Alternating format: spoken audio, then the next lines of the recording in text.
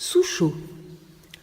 Loin d'ici, au-dessus d'une belle rivière, le long d'une falaise, était une grotte dans laquelle vivait un groupe de chauves-souris.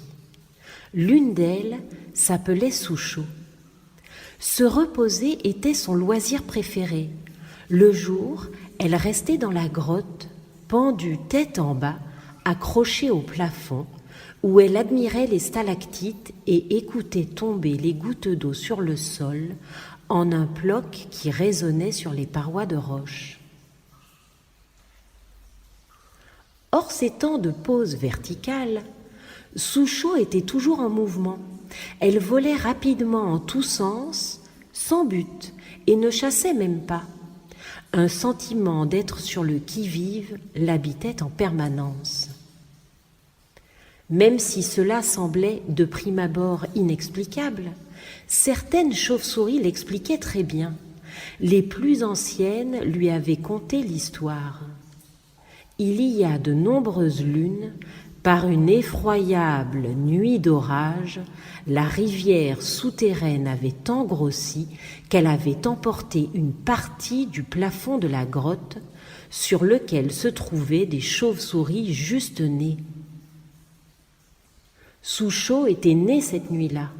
La fracture de la roche s'était produite à grand fracas à proximité de son petit corps frêle, emportant tous les autres juste-nés.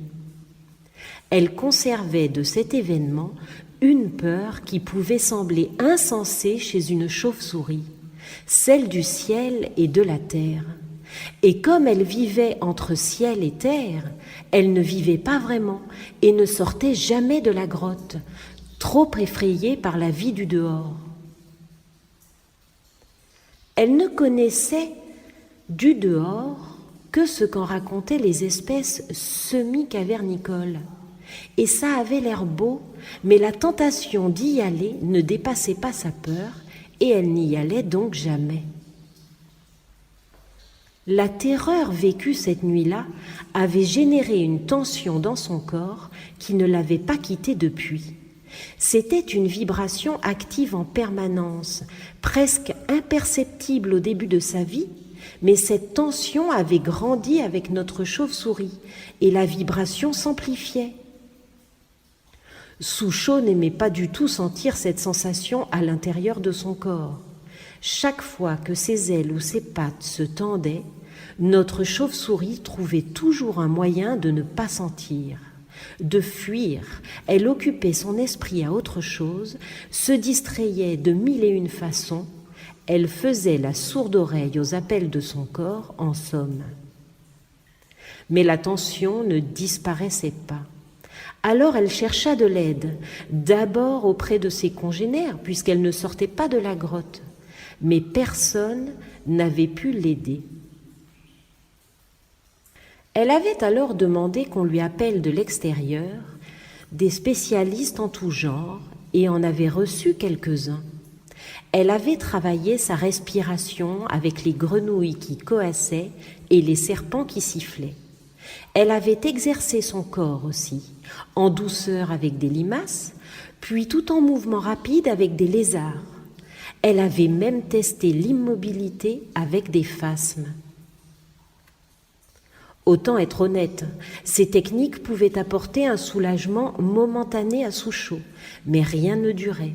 La tension revenait toujours et la vibration s'amplifiait. En désespoir de cause, elle rencontra même des mantes religieuses avec qui elle priait pour la disparition des symptômes. Elle était devenue une experte en sourdine. Les appels de son corps sonnaient dans le vide et elle constatait que plus le temps passait, moins les stratagèmes mis en place fonctionnaient. Car ce que tu fuis te poursuit.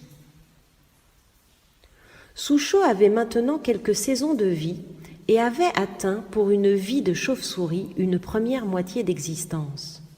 Dans son corps, la tension ne pouvait plus être contenue. Il devenait urgent et absolument nécessaire de la libérer, sans quoi elle pourrait bientôt faire de gros dégâts. D'ailleurs, des dégâts étaient déjà en cours. En vol, Souchot perdait parfois son radar. Elle devait s'accrocher au plafond en catastrophe, sans quoi elle s'écraserait sur les parois rocheuses de la grotte.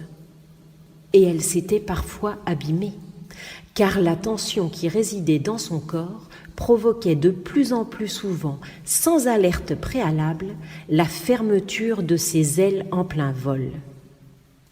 En plus, son radar devenait fou.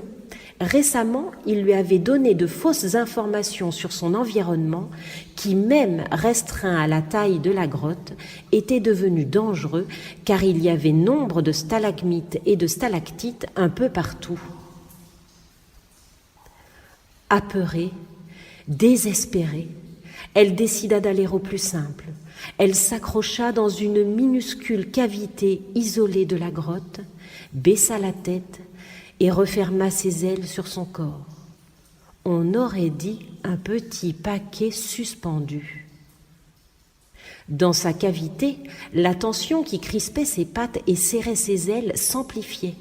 Elle avait mal dans son corps et chaque nuit, elle s'abandonnait au chagrin de ne pouvoir retrouver un jour sa liberté de vol. La vibration qui émanait de son corps emplissait maintenant toute la voûte au-dessus d'elle et était tellement puissante que Souchot percevait par l'écho en retour des ondes sur les rochers toutes sortes d'images effrayantes. Elle prit alors une seconde décision radicale. Elle coupa son radar pour ne plus percevoir de monstres. Il y avait encore le souffle du vol des autres chauves-souris qui venaient heurter avec élan son corps, et chaque bruit dans la grotte résonnait tel un danger tout proche. Terrorisée, elle ne bougea plus et resta là tout l'été. À l'entrée de l'automne, la plus âgée des chauves-souris, la plus sage aussi, vint la voir dans sa minuscule cavité et se serra tout contre elle.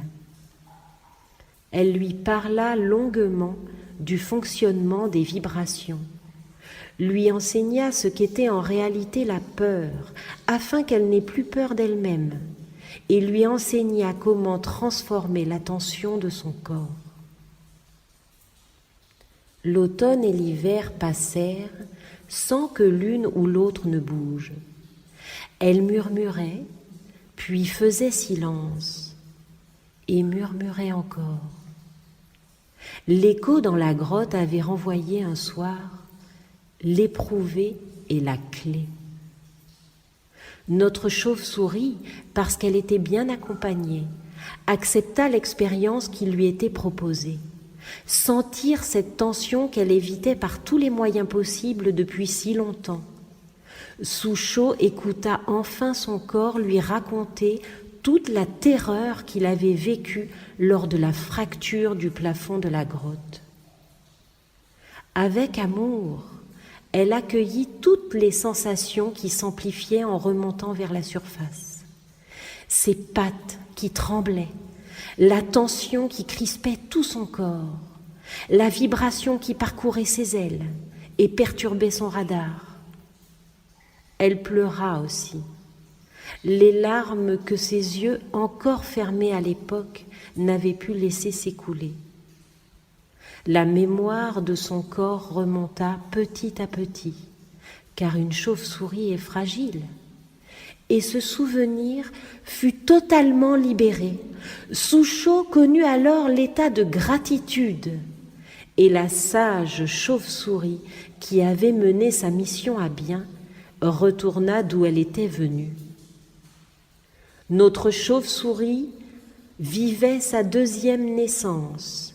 Elle déplia ses ailes, releva la tête, réenclencha son radar et après un vol de reconnaissance dans l'espace restreint de la caverne, s'élança vers la sortie.